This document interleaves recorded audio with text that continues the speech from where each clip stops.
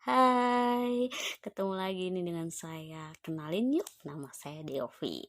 Kali ini saya mau menceritakan sesuatu pengalaman saya terhadap teman-teman. Ya, pengalaman ini pernah terjadi pada saya 3 tahun yang lalu. Nah, saya mau menceritakan tentang hal yang pernah saya alami 3 tahun yang lalu itu, yaitu terkena penyakit Bell's palsy. Penasaran kan dengan penyakit ini? Saya akan membahas satu persatu.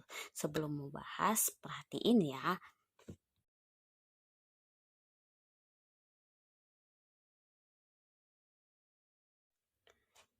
Nah, gejala pada Bell's palsy itu banyak ya teman-teman.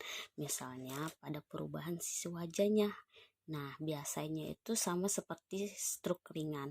Tapi ini bukan stroke ya teman-teman. Nah, umumnya pada saya saat itu ini di bagian bibir itu agak miring. Nah, itu jadinya kayak susah tersenyum. Terus pada matanya itu dia susah nutup, lalu sering berair seperti itu teman-teman. Nah, pada alisnya ini terus ada perubahan, biasanya itu akan ada miring sebelah. Lalu pada telinga itu mengalami sakit seperti itu teman-teman. Jadi siapapun kalian yang pernah mengalami gejala seperti ini bisa dipastikan kalau itu berspasi, tapi nggak semua juga ya, kamu juga harus cek ke dokter. Nah, untuk penyebabnya ini belum diketahui secara pasti ya karena apa. Tapi menurut dokter dan pakar-pakar yang meneliti penelitian ini, uh, bisa terjadi karena terkena virus ya teman-teman. Dan bisa juga karena kecapean, terus sering terkena paparan AC, kipas angin gitu. Tapi lebih sering uh, penyakit itu karena dia menyerang ini daya tahan tubuh kita, seperti itu ya teman-teman. Penyakit ini sering terjadi pada usia 15 sampai 60 tahun dan penyakit diabetes, penyakit pernapasan bagian atas dan wanita hamil pada trimester ketiga loh teman-teman. Oke, yang terakhir ya, kita bahas terapinya. Nah, penasaran kan?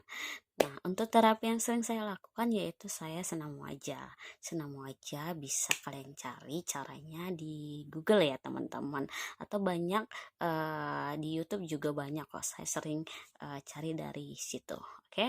Terus saya waktu itu mengkonsumsi obat-obatan dari dokter. Itu banyak ya teman-teman. Nah, teman-teman bisa konsultasikan ke dokter untuk obat-obatannya. Lalu di sini saya selalu mengkonsumsi makanan sehat. Itu perlu dijaga ya teman-teman, karena dari makanan sehat itu berpengaruh juga. Lalu sering mengompres dengan air hangat pada telinga yang sakit. Nah, ini sering saya lakukan sebelum tidur, bangun tidur. Pokoknya air hangat itu harus kita sering-sering kompres seperti itu teman-teman. Lalu sebelum tidur usahakan untuk memberikan koyo pada telinga yang sakit, atau bisa memberikan balsem.